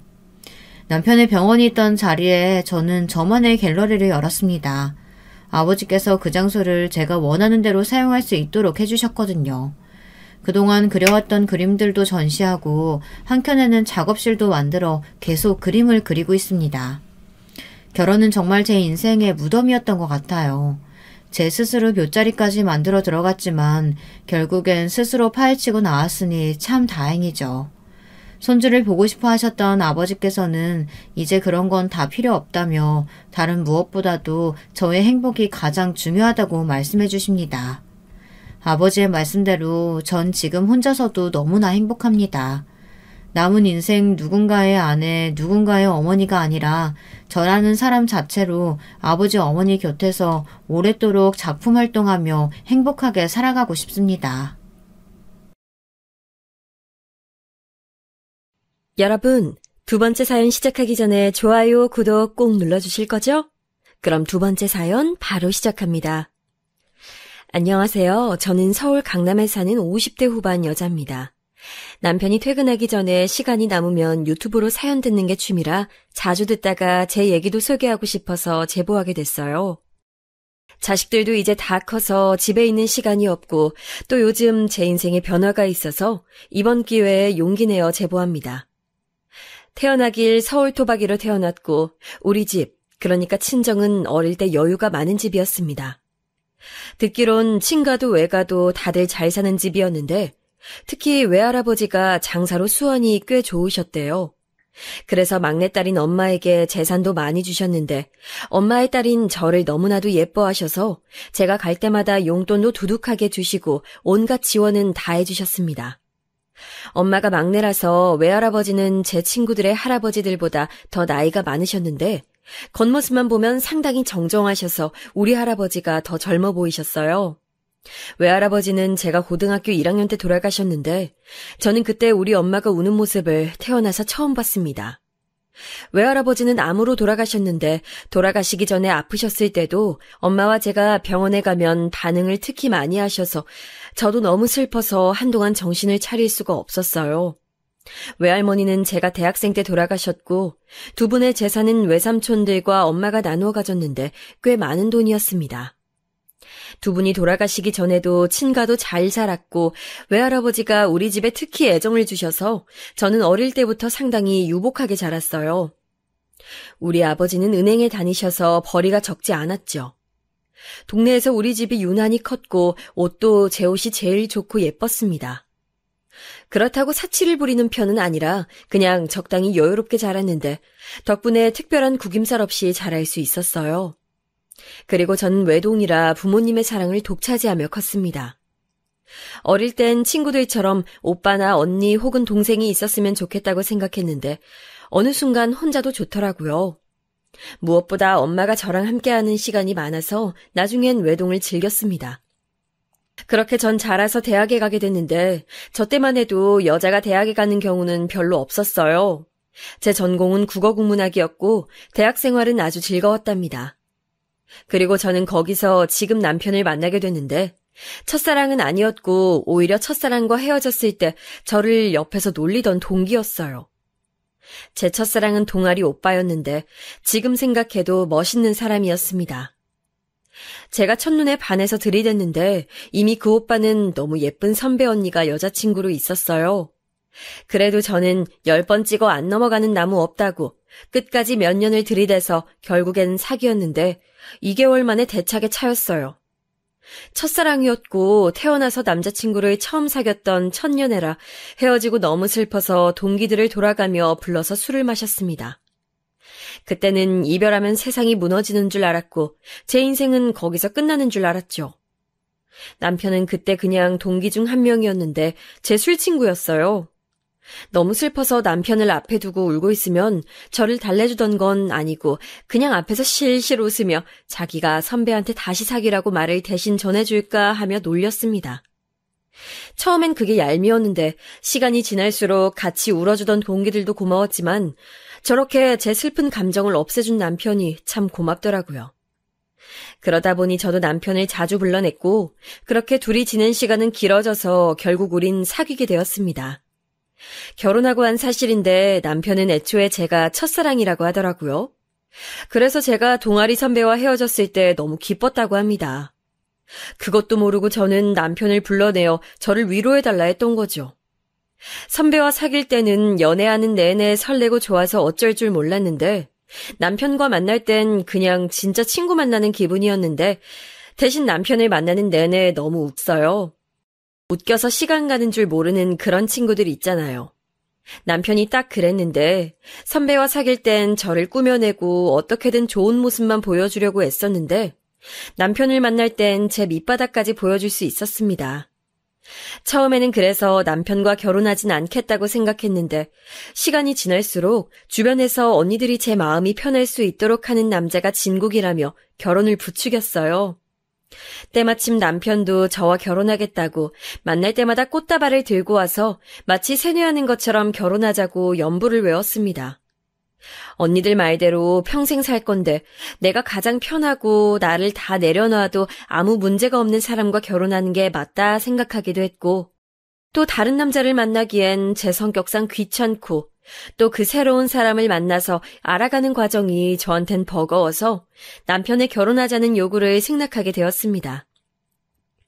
남편은 졸업하고 은행에 들어갔는데 마침 우리 친정아버지가 은행에 다니셔서 남편을 아주 좋게 봤어요. 아무래도 같은 분야니까 말도 잘 통해서 결혼한다고 했을 때 아버지는 크게 반대가 없으셨습니다. 그런데 예상 밖으로 엄마가 반대하셨는데 그 이유는 바로 남편의 집안 문제였어요. 남편은 3남매였고 첫째 아들, 즉 장남이었고 아버지가 그때 이미 아프셨던 상태였습니다. 우리 외할아버지처럼 암에 걸린 건 아니었지만 지병이 많으셔서 여기저기 아프셔서 병원에 자주 입원하셨어요. 엄마는 남편도 나중에 그러면 제가 다 뒷바라지를 해야 하는데 곱게 키운 딸이 남의 집 아들 병간호하며 인생을 보내게 할 수 없다고 하셨죠. 그리고 시아버지가 돌아가시면 시어머니가 혼자 남게 되는데 그것도 싫다고 하시고 남편 밑으로 동생이 둘이나 있는데 나중에 남편에게 부담이 많이 될 수 있다며 반대하셨습니다. 무엇보다 남편의 집이 우리 집처럼 여유 있는 집이 아니라 결혼하면 우리 집에서 더 많은 지원이 올 것 같았거든요. 엄마는 그런 경제적인 이유가 나중에 분명 제 결혼 생활에 걸림돌이 될 거라고 강하게 반대하셨어요. 제가 외동딸이고 엄마가 저를 키우며 저한테 신경을 많이 쓴 것도 알고 많은 사랑을 주신 것도 당연히 알고 있습니다. 그래서 사실 남편한텐 비밀이지만 엄마가 주선한 선자리에도 나간 적이 있어요. 그런데 오히려 선을 볼 때마다 저는 남편이 아니면 안 될 것 같더라고요. 그렇게 부자라고 해서 나가면 자기 자랑 혹은 부모님 재산 자랑을 하고 사람에 대해 서로 알아가는 시간보다는 재산 자랑과 미래의 돈을 어떻게 굴릴 것인지 토론하는 현장에 가까웠습니다. 대놓고 우리 집 재산을 탐내는 사람도 있었고 전 아무 말도 하지 않았는데 본인이 앞서서 우리 집 재산과 본인 집 재산을 합치면 어느 정도 돈이 모이니 그걸로 투자하면 더 부자가 될 거라고 김칫국을 먹던 사람도 있었어요. 몇 번의 선자리 끝에 저는 엄마와 깊은 대화를 나누고 결국 엄마는 제 결정을 존중해 주셨습니다. 그러면서 이왕 결혼하는 거 인생에서 한 번뿐인데 제대로 해야 한다고 말하며 생각보다 더 많이 지원을 해주셨어요. 남편 집에서는 당연히 제가 며느리로 들어간다니까 반대하지 않았는데 시어머니 얘기를 잠깐 하고 갈게요. 시어머니가 제 사연의 핵심이라 말하고 넘어가야 합니다. 시어머니를 처음 본 건 남편의 졸업식이었어요. 제가 남편보다 먼저 졸업해서 그날 저는 졸업하지 않았는데 꽃다발을 사고 아침부터 꽃단장을 열심히 하고 남편을 축하해주러 갔는데 남편 옆에 어떤 여자가 딱 달라붙어 있었습니다. 바로 시어머니였는데 시어머니는 남편이 장남이라 그런 건지 진짜 타인이 보아도 얼마나 의지하고 아들을 사랑하는지 느낄 수 있었어요. 그걸 본 선배 언니들이 저에게 귓속말로 결혼을 다시 생각해보라고 우스갯소리를 할 정도라고 하면 이해되실까요? 저도 그 광경을 보며 마냥 기분이 좋았던 건 당연히 아니고 걱정했지만 남편이 누가 봐도 저를 많이 좋아했고 저한텐 너무 잘해줬기 때문에 주변에 만류해도 결혼하게 됐습니다. 친정에서 집을 마련해줘서 우리는 남들보다 훨씬 여유롭게 결혼 생활을 시작할 수 있었는데 확실히 경제적으로 여유가 있으니 신혼 땐 마냥 행복했어요. 오죽하면 시어머니와 시누이가 저에게 딱 봐도 건들고 기분을 상하게 하는데도 알면서도 웃으면서 넘어갈 정도였습니다.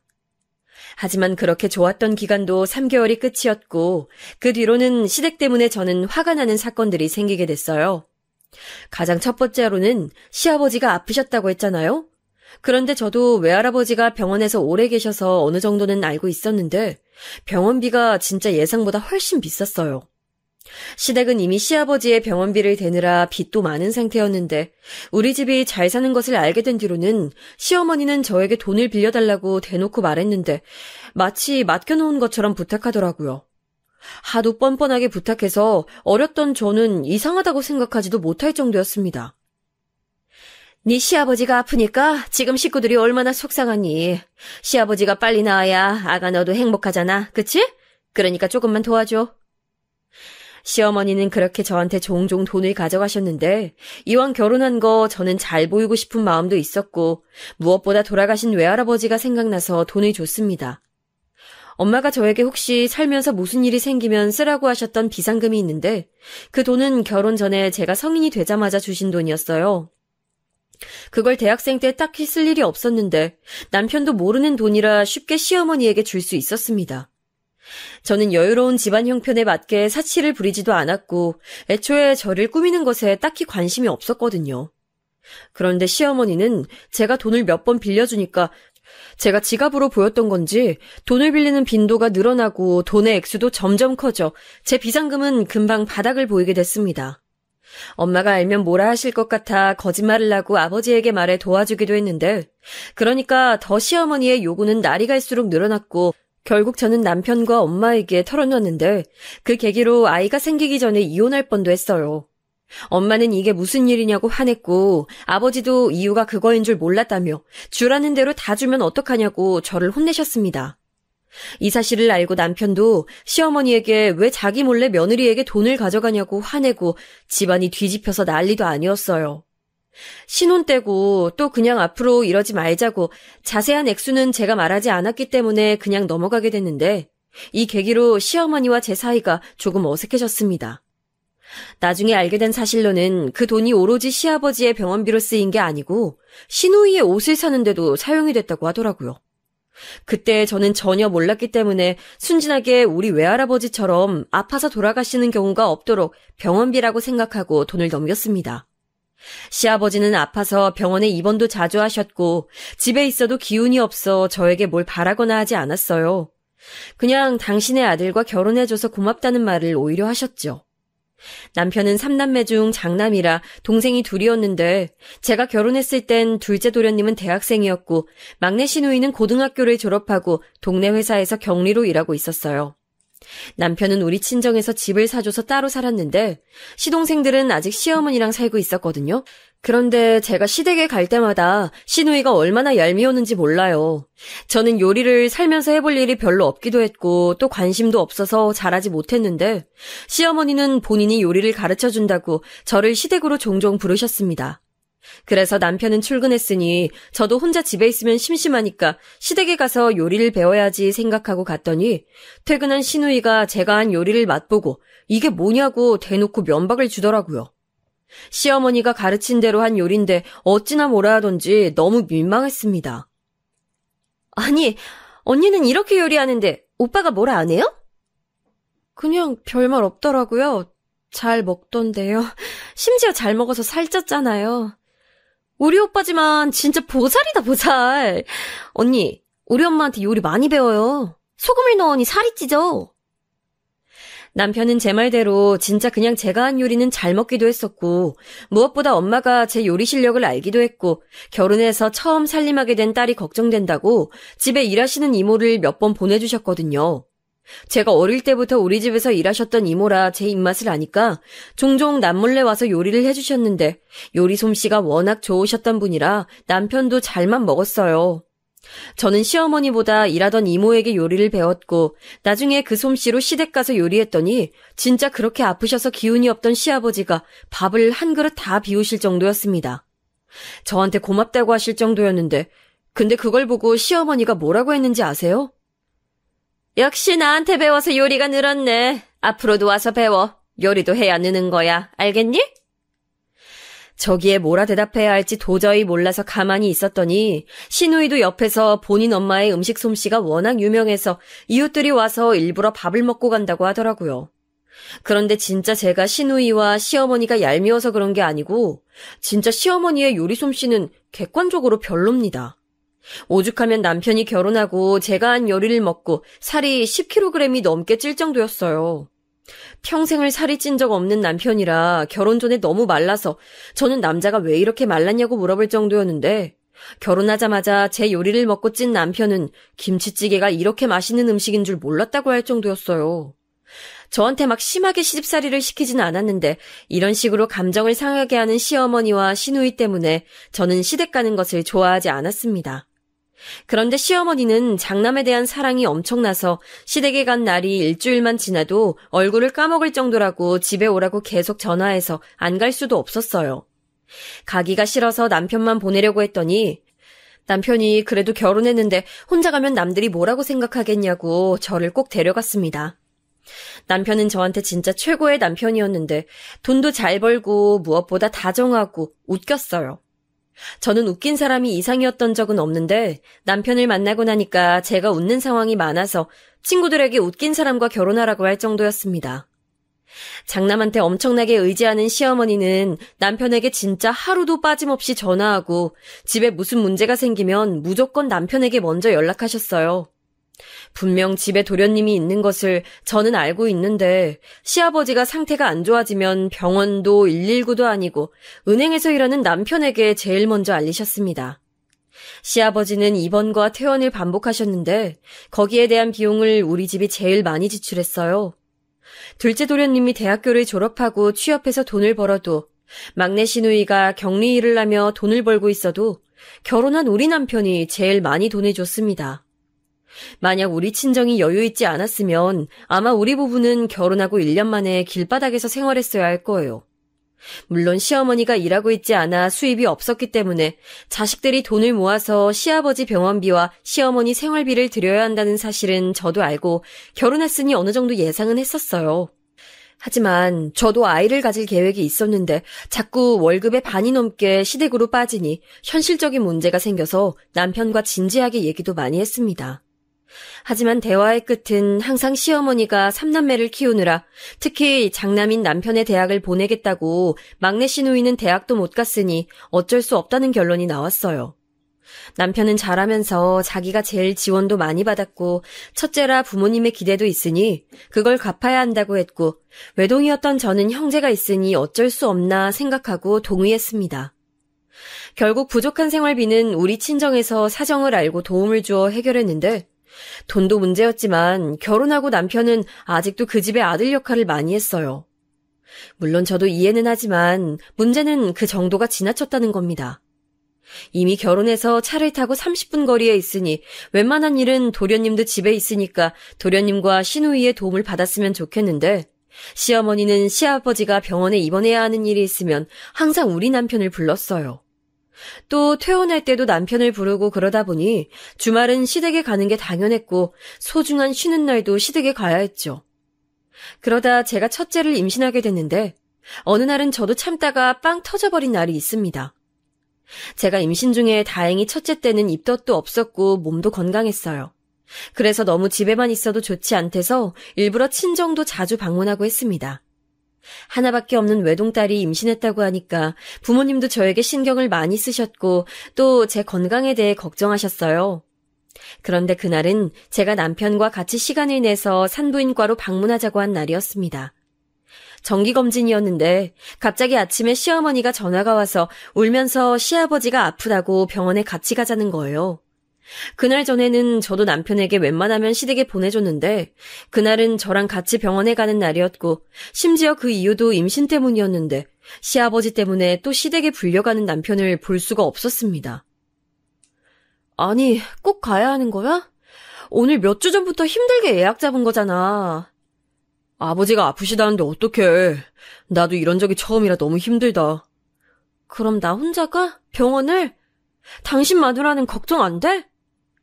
제가 평소와 다르게 말하니까 남편은 한숨을 쉬고 시어머니에게 전화해서 둘째 도련님과 가라고 했더니 네 아빠 죽겠다는데 장남이 어떻게 그럴 수 있냐고 울면서 따지는 목소리가 하도 커서 제 귀에까지 들렸습니다.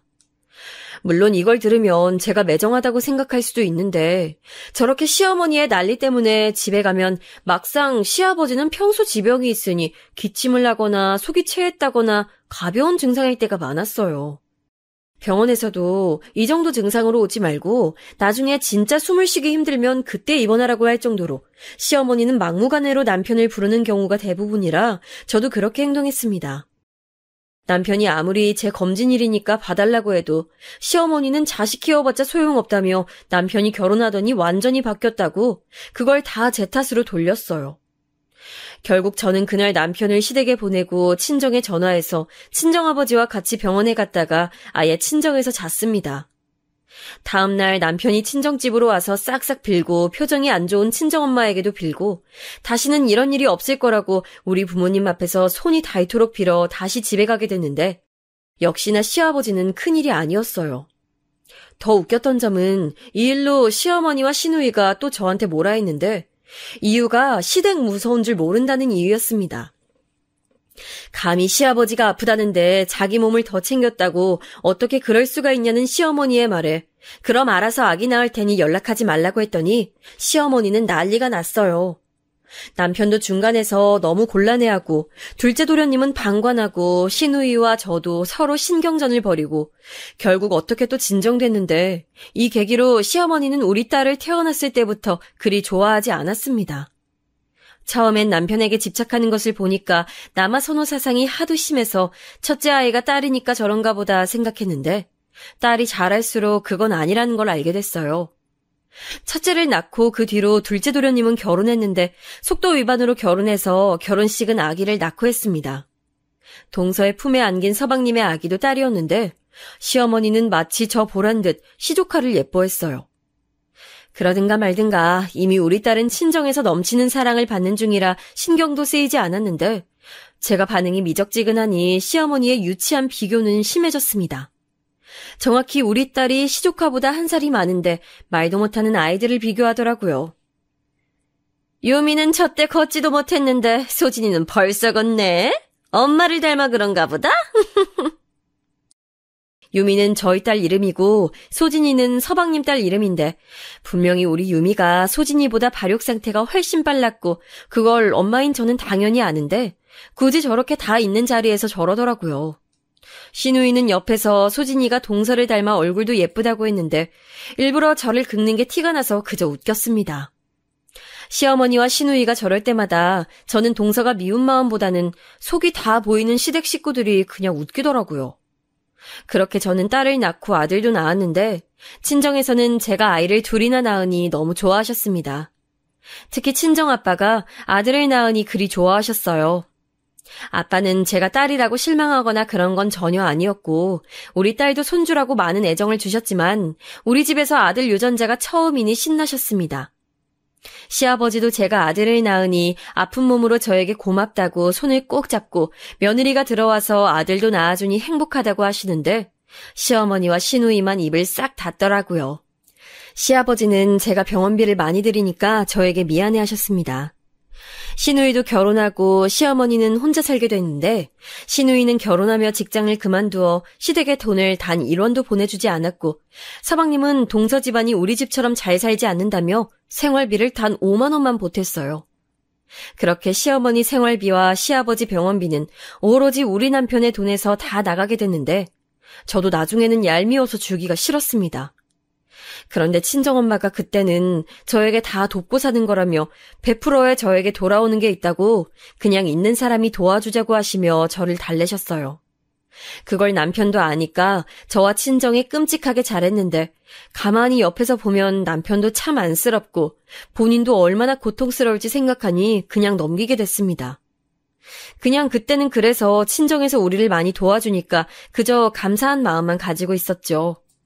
그러다 시아버지는 유미가 초등학교 6학년 때 돌아가셨는데 문제는 그때부터 발생했어요. 시아버지가 돌아가시며 시어머니는 자식 3명을 불러서 폭탄 발언을 했습니다. 아버지가 돌아가셨으니 난 혼자 살 수가 없어. 안 그래도 너희 다 결혼하고 적적했는데 너희 아버지까지 집에 없으면 내가 어떻게 사니? 엄마, 난 엄마 이해해. 그럼 오빠들하고 같이 살아야겠다. 난 아무래도 딸이니까 신랑 눈치가 보이네. 엄마가 또 오빠들한테 참 잘했잖아. 이제 효도 받아야지. 시어머니가 폭탄 발언을 하자마자 시누이는 마치 그 말만을 기다렸다는 듯 말하는데 본인은 딸이라서 안 되니 오빠 2명이 알아서 하라는 말이었어요. 그 자리에 신우 남편도 있었는데 둘은 이미 말을 맞추고 왔던 건지 둘 다 놀라는 모습은 보이지도 않았죠. 그리고 제가 그 자리가 너무 싫고 불편했던 이유는 우리 부부를 빼고 이미 상의가 된 모습 같았어요. 서방님과 동서는 아무 말도 하지 않고 바닥만 바라보며 자기들은 사는 게 너무 힘들고 대출도 많고 소진이를 키우느라 너무 힘들다고 했습니다. 그러면 우리는요? 우리는 유일하게 3남매 중 자식도 2이었고 이제껏 돈도 제일 많이 부담했는데 돌아오는 것은 오히려 시어머니를 모시라는 말이니 저는 황당해서 말을 할 수가 없었어요. 남편도 옆에서 처음 듣는 내용인지 얼굴이 새빨개진 채로 다들 너무한다고 이런 걸 이렇게 통보하듯 말하면 어떡하냐는데 이미 우리 빼고 결정된 사항이었던지 아예 확정되는 분위기였습니다. 그렇다고 진짜 시어머니와 같이 살기엔 너무 싫어서 제가 진짜 웬만하면 시댁 식구들 앞에서는 조용히 있으려고 했는데 용기 내어 말했어요. 아닌 것은 아니라고 말해야 하잖아요. 이대로 있다간 시어머니가 당장이라도 우리 집으로 들어올 것 같아서 용기 내어 말했습니다. 어머님, 자식들이 3명이나 있고 손주들도 있으니 차라리 자주 찾아뵐게요. 생활비도 그대로 드릴게요. 아니, 친정 부모님과 상의하고 더 드릴 수 있으면 그렇게 할게요. 나는 도저히 혼자 살 자신이 없다. 안 그래도 외로운데 너희 시아버지도 돌아가셨으니 집안 적적해서 어떻게 사니? 어떻게 안 되겠니? 내가 애들도 많이 봐주고 도와줄게. 언니, 너무 대놓고 거절하면 어떡해요, 민망하게. 엄마가 적적하실 텐데 언니가 좀 봐줘요. 시누이는 가만히 있을 것이지 옆에서 계속 저에게 같이 살라고 하고 진짜 고통스러웠는데 사실 시어머니가 저러는 이유는 분명했습니다. 분명 우리 집은 친정에서 강남에 있는 고급 아파트를 사주셔서 거기서 살고 있었는데 평소 사치가 심한 어머니께서 그런 집에서 살 명분이 그때 말고 또 언제가 있겠어요. 그리고 아이들을 봐준다니 그 말은 전혀 말이 되지 않았습니다. 친정에서 제가 힘드니까 이미 많이 도와주고 있었고 아이들 교육비는 죄다 친정 아버지가 부담하실 정도로 이미 차고 넘치는 도움을 받고 있었어요. 시어머니의 도움은 바라지도 않았고 또한 시어머니는 우리 자식들을 그렇게 예뻐하지도 않았습니다. 오히려 동서 딸과 시누이 자식들을 예뻐하고 우리 집 애들은 보러 가도 시큰둥했거든요. 그러면서 하나 더 웃긴 얘기를 했는데 우리 집에 들어오게 되면 시댁집은 팔아야 하잖아요. 그 돈은 시아버지 병원비로 대출받은 게 있어서 그렇게 하기로 했는데 제가 알기로 대출보다 집값이 더 비쌌어요. 시어머니와 같이 살고 싶지도 않았지만 만약 살게 되면 그 남은 돈은 당연히 우리한테 줘야 한다고 생각했는데 갑자기 서방님이 자기들 형편이 안 좋아서 힘들고 어려워서 도저히 살 수가 없다고 남은 돈을 달라는 거예요.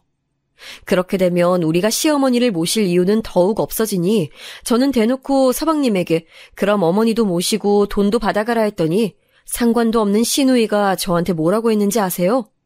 시누이만 없었어도 제가 그렇게 화가 나서 온몸이 떨리진 않았을 것 같아요. 어머 언니, 진짜 해도 너무하네요. 있는 사람이 베풀어요. 왜 그래요 진짜? 너야말로 왜 그래? 새언니에게 못하는 말이 없어. 새언니 친정 여유 있는 거 여기서 모르는 사람 있어? 진짜 그렇게 살지 마세요.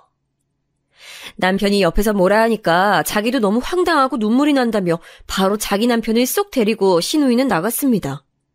황당해서 허공만 바라보는 저에게 동서는 형님이 이해해달라며 자기들이 돈이 없어서 외식도 못하고 있다고 제 손을 잡고 눈물까지 보였습니다. 저는 일단 남편과 상의하고 결정하겠다고 하고 도망치듯 시댁을 나와 남편 차에 탔는데 너무나도 충격적인 소리라 아무 말도 나오지 않았어요. 남편은 그때부터 울기 시작하더니 집에 도착하고는 안방에 들어오자마자 무릎을 꿇고 저에게 미안하다고 그런데 한 번만 눈 딱 감고 자기 엄마와 같이 살면 안 되겠냐고 했습니다. 머리가 너무 아파서 두통약 2알을 먹고 잠을 자려고 누웠는데 너무 머리가 아파서 약이 효과도 안 들고 결국 뜬 눈으로 밤을 새우게 됐어요.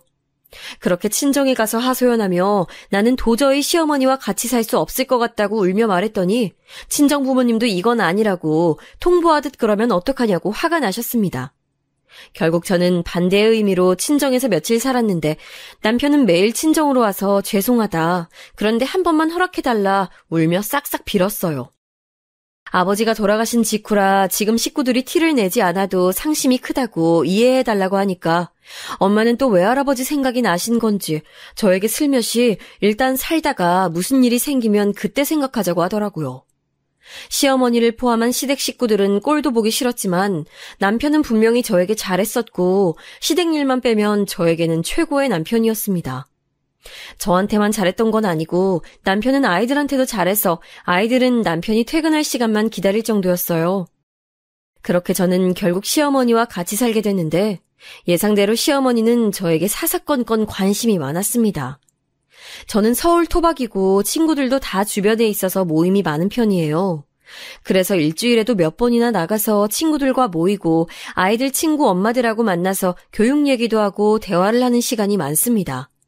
그런데 시어머니는 제가 그렇게 나가니까 본인과 놀아주지 않는다고 시누이에게 전화해서 외롭다고 했었나 봐요. 시누이가 저한테 연락이 와서 언니 힘든 건 알지만 자기 엄마한테 신경을 써달라고 했습니다. 그렇게 걱정되면 본인이 엄마를 모시고 살던가 절대 그러진 않으면서 저에게 시어머니가 어떤 요리를 좋아한다고 굳이 얘기하는 시누이가 얼마나 미웠는지 몰라요. 시어머니는 또 우리 집 살림에 손을 많이 댔는데 저는 특히 부엌에 예민하거든요. 어느 정도 신혼이 지나고는 친정엄마가 제가 걱정된다며 이모님을 보내주신 것도 제가 부엌에 타인이 들어오는 것이 불편해서 오지 말라고 했을 정도였는데 시어머니는 저를 상당히 불쾌하게 했습니다. 그릇 정리도 제가 다 생각이 있어서 선반에 차례대로 정리한 거를 시어머니는 본인 마음대로 꺼내서 정리하고 거기에 모자라서 심지어 아주 비싼 그릇을 깨기도 했어요. 유럽에 가서 사온 아주 비싼 그릇인데 그걸 깨놓고 말도 안 하고 은근슬쩍 넘어가려고 한 모습에 저는 기가 찼습니다. 시누이와 서방님은 잘 사는 편이 아니었는데 시어머님은 우리 집이 본인 집으로 착각했는지 자꾸 시댁 식구들을 우리 집으로 부르곤 했어요. 우리가 아무리 시어머니를 집에 모셔도 우리 집 명의가 시어머니로 바뀌는 게 절대 아닌데 마치 자기 집인 것처럼 행동하는 시어머니가 얼마나 얄미웠는지 몰라요. 엄마, 애들은 어디서 재워? 이불은 어딨어? 애들 재워야겠다. 이쪽 방에서 재워. 이불은 저쪽 방 옷장에서 꺼내. 시누이도 우리 집을 자기 엄마 집으로 하는 건지 집주인인 저한테 물어보지도 않고 자꾸 집안 살림을 건들 때도 시어머니에게 묻고 그러더라고요. 남편이 그럴 때마다 나서서 왜 그러냐 하고 중재하는데도 들은 척도 하지 않는 시어머니와 시누이를 보고 얼마나 기가 막혔는지 모르겠습니다. 그러다 보니까 저도 사람인데 당연히 시어머니에게 잘해주고 싶은 마음이 들지 않았어요. 그리고 아이들이 크며 자꾸 시어머니와 더 부딪히게 됐는데 시어머니는 같이 사는 우리 딸과 아들보다 시조카인 소진이를 더 예뻐하셨습니다. 저는 개인적인 감정으로 소진이를 미워하거나 그러지 않아요. 똑똑한 조카라서 오히려 기특하고 평범한 집안에서 우등생으로 공부하는 게 대단하다고 생각합니다. 그런데 시어머니는 자꾸 우리 유미랑 소진이를 비교해서 유미가 대놓고 저에게 불편하다고 할 정도였어요. 그리고 그 비교는 우리 유미가 대학에 입학하고 더 심해졌습니다. 정확히 말하면 유미는 어려서부터 공부에 흥미가 없었어요. 저는 엄마 마음에 유미가 공부를 잘했으면 살기 편하니까 어릴 때부터 사교육을 많이 시켰는데 유미는 전혀 관심을 보이지 않았죠. 그래서 저도 어느 순간 유미에게 공부를 시키지 않았고 예체능 쪽에 관심이 있을 수도 있으니 활동도 많이 시키고 경험을 많이 하게 해줬어요.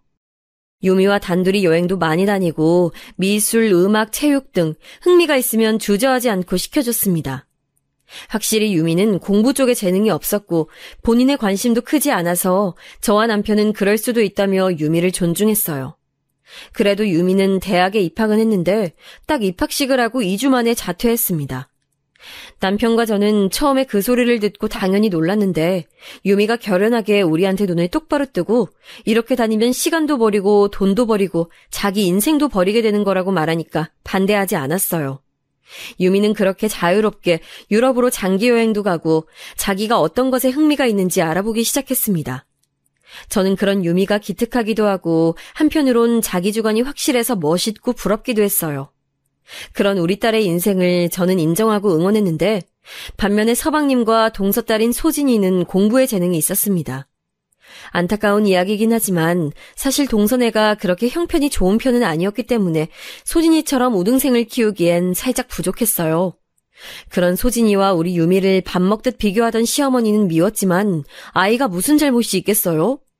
남편과 저는 상의 끝에 영재학원에 다닐 수 있게 지원해줬습니다. 동서와 서방님은 우리 부부에게 미안하다고 고맙다며 눈물을 보일 정도였어요.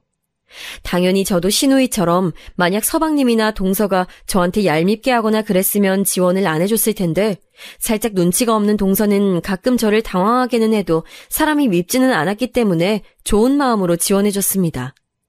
소진이도 제가 친정부모님 인연으로 아는 분을 통해 미국 유학을 도움을 주었더니 저에게 고맙다고 말해서 뿌듯한 마음으로 도와줬어요. 그런데 시어머니는 그것도 모르고 매번 들으라는 식으로 소진이와 유미를 비교했습니다.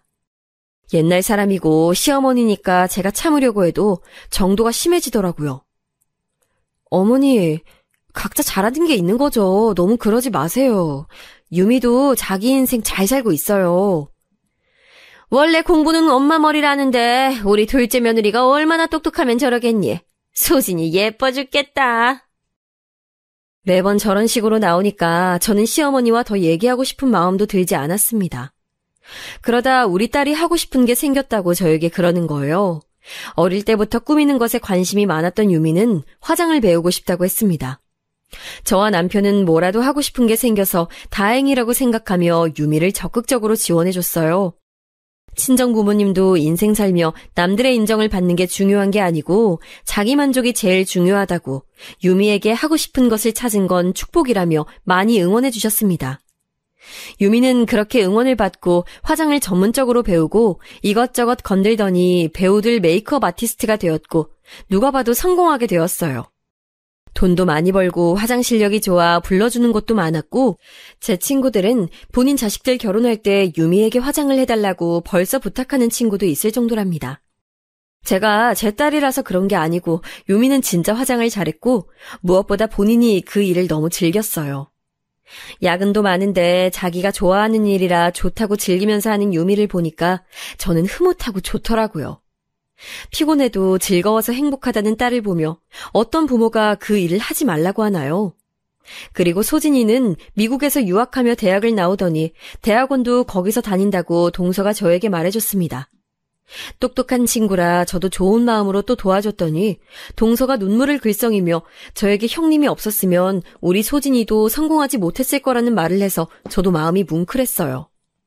그렇게 유미도 소진이도 자기 인생을 잘 살고 있었고 우리 아들 재민이도 대학을 졸업하고 대기업에 입사해서 행복한 나날을 보내고 있었습니다.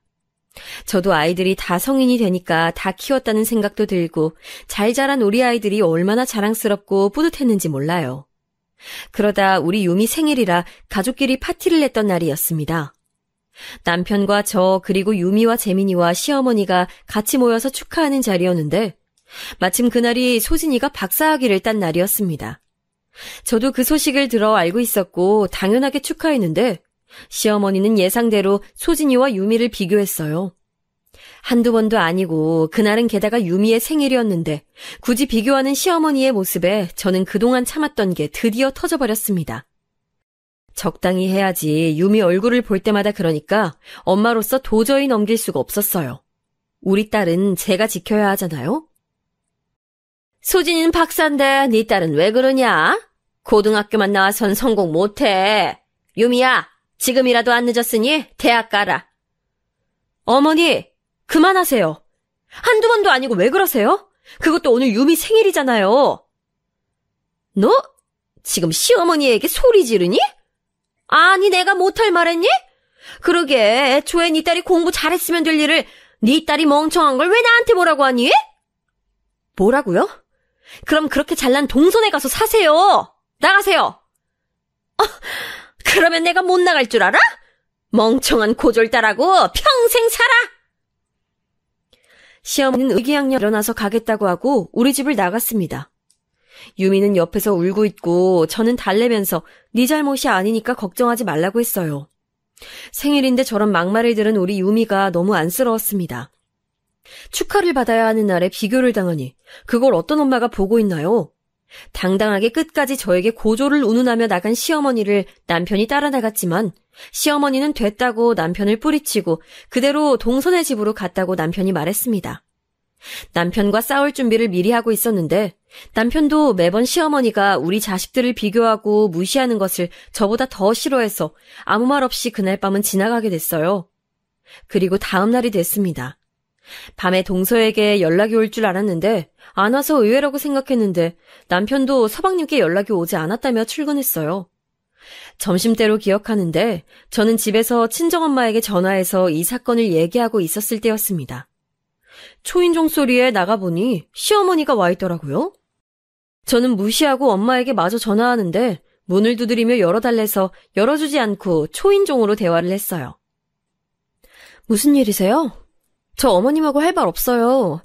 동선의 집으로 가서 사세요. 그렇게 동선의 집하고 우리 집하고 비교할 땐 언제고 지금 왜 오셨어요? 내가 미안하다. 이제 안 그럴 테니 문 열어다오. 싫은데요? 어머님 들어가면 또 우리 애들 무시하고 동선애랑 이간질 할 거잖아요. 저는 사실 왜 시어머니가 온 줄 몰랐어요. 근데 진짜 시어머니는 단 1초도 우리 집에 같이 살기가 싫었습니다. 시어머니는 급기야 울며 서방님 집에 갔더니 동서가 잘방이 없다고 쫓아냈다며 저에게 문을 열어달라고 하더라고요. 저는 그 소리를 듣고 눈치 없는 동서가 이번에 큰 건을 했다고 생각하며 밖에 있는 시어머니에게 말했습니다. 아니요? 우리 집도 방 없어요. 그러면 그렇게 대단한 소진이네 집에 가서 자세요. 내가 미안하다고 하잖니. 이제 유미랑 소진이 비교 절대 안 할게. 그렇게 말하고 저는 그대로 아무리 초인종이 울려도 들은 척도 하지 않았어요. 시어머니는 밖에서 계속 문을 두드리고 난리쳤지만 저는 1시간을 기다렸습니다. 그동안 동서에게 연락하니 왜 자기 집으로 왔는지 모르겠다고, 본인은 그냥 이 일에서 빠지겠다고 알아서 하라는 동서의 말을 들으니 갑자기 너무 웃기더라고요. 저렇게 본인이 쫓겨나서 찾아가도 동선에는 눈 하나 깜빡 안 하는데 뭐가 그리 예쁘다고 우리 딸과 소진이를 비교했던 건지 기가 찼습니다. 남편에게 전화해서 네 엄마 우리 집 앞에 있다고 하니까 급하게 퇴근해서 오더라고요. 저는 그날 결국 어머니를 안으로 들이고 제가 친정에 가서 잤습니다. 친정에 도착하니 엄마가 저보고 오래 참았다고 위로해줬어요. 다음 날 또 남편이 와서 싹싹 빌었고 결국은 시어머니랑 도저히 살 수가 없어서 대충 원룸을 하나 잡아서 시어머니를 내보냈습니다. 시누이가 연락 와서 저보고 어떻게 사람이 그러냐고 따지길래 됐고 네 엄마 원룸 월세나 내라고 했더니 어찌나 소리를 지르던지 귀가 아프더라고요. 그동안 시어머니에게 들어간 비용과 시아버지 계실 때 냈던 병원비가 얼만지 들으시면 여러분들은 아마 깜짝 놀라실 거예요. 시어머니는 나중에 남편을 통해 소진이 미국에서 공부하고 박사가 된 것도 다 제 덕분이라는 소리를 듣고는 저에게 뭐라 하지 못하고 살고 있습니다. 더 통쾌한 것은 소진이가 중간에 한국을 왔을 때 가족들이 다 모였었는데 거기서 자기의 박사는 다 큰엄마인 저 덕분이라고 어찌나 길을 살려주던지 그동안의 서름이 다 씻겨 내려갔어요. 시누이는 처음엔 저와 남편에게 뭐라 하다가 나중엔 할 말도 없는지 입을 꾹 다물고 있었고 시어머니는 본인 화를 주체하지 못하는지 심지어 저한테 연락도 안 오고 있답니다. 시어머니 연락이 안 오면 오히려 제가 좋아서 아주 즐거운 나날을 보내고 있어요. 이 자유가 도대체 얼마만인지 모르겠는데 너무 즐겁습니다. 그렇게 무시한 우리 유미는 돈을 진짜 잘 벌고 있는데 그 돈으로 저와 남편에게 명품 가방도 사주고 본인도 행복하고 멋진 나날을 보내고 있어요. 마음 같아선 그동안 들어갔던 돈을 다 돌려받고 싶지만 남은 인생이라도 우리끼리 즐겁게 지내자고 남편과 얘기한 뒤로는 그냥 이대로 살려고 합니다. 남편에게 놀랐던 점은 본인도 시어머니와 사는 것이 힘들었다고 원룸으로 내보낼 때 본인이 나서서 적극적으로 내보내더라고요. 사실 옆에서 지켜보던 남편이 진짜 힘들긴 했어요. 안쓰러운 마음이 항상 있었는데 시어머니는 오로지 남편만을 바라보며 의지하고 기댔기 때문에 저는 오히려 그런 남편이 안타까워서 뭐라 하지 못한 것도 있습니다. 제 사연은 여기까지인데 어떻게 잘 들으셨는지 모르겠습니다. 긴 얘기 들어주셔서 너무 감사드리고 추운 겨울 행복하게 잘 지내시길 바랍니다. 감사합니다.